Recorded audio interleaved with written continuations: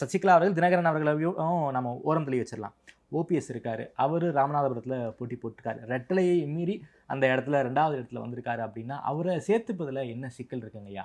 அதாவது ஒரு இயக்கம் ஒரு தேர்தலிலே ஒரு தொகுதியிலே போட்டியிடுகிறது. அதை எதிர்த்து அதுவும் அந்த இயக்கத்தினுடைய சின்னமான இரட்டை இலையை எதிர்த்து ஒருவர் போட்டியிடுகிறார். அப்படி போட்டியிடுவதன் மூலம் வாக்குகள் பிரிகிறது.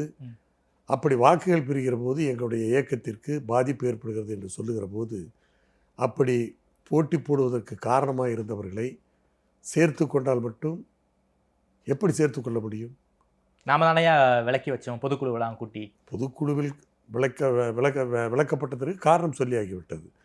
எனவே செய்த தவறுக்கு அந்த காரியத்தை பொதுக்குழு அந்த முடிவை எடுக்க வேண்டியிருந்தது.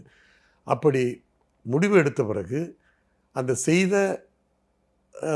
குற்றத்தை மீண்டும் எப்படி ஏற்றுக்கொண்டு சேர்க்க முடியும்? குற்றம் தானே. கட்சியில் ஒன்றாக பயணித்தவர் தானே அவர். இல்லை, பயணித்தவர்னா கூட ஒருவர் ஒரு கட்சியிலிருந்து விலகுகிறார், ஒருவர் கட்சியிலிருந்து நீக்கப்படுகிறார் என்று சொன்னால் அதுவே அந்த கட்சிக்கு இழப்பு என்று சொல்லிவிட முடியாது. எனவே தான் அனைத்து இந்திய அண்ணா திராவிட முன்னேற்ற கழகத்தை பொறுத்தவரையில் இந்த இயக்கத்திற்கு கொள்கைகளுக்கு மாறாக அல்லது இந்த இயக்கத்திற்கு பாதகம் விளைவிக்கக்கூடிய வகையில் அல்லது இந்த இயக்கத்திற்கு கொஞ்சம் சேதாரம் ஏற்படுகிற வகையில் அவர் செயல்பட்டதன் காரணமாகத்தான் தொண்டர்கள் அடங்கிய பொதுக்குழு அந்த முடிவை எடுத்தது.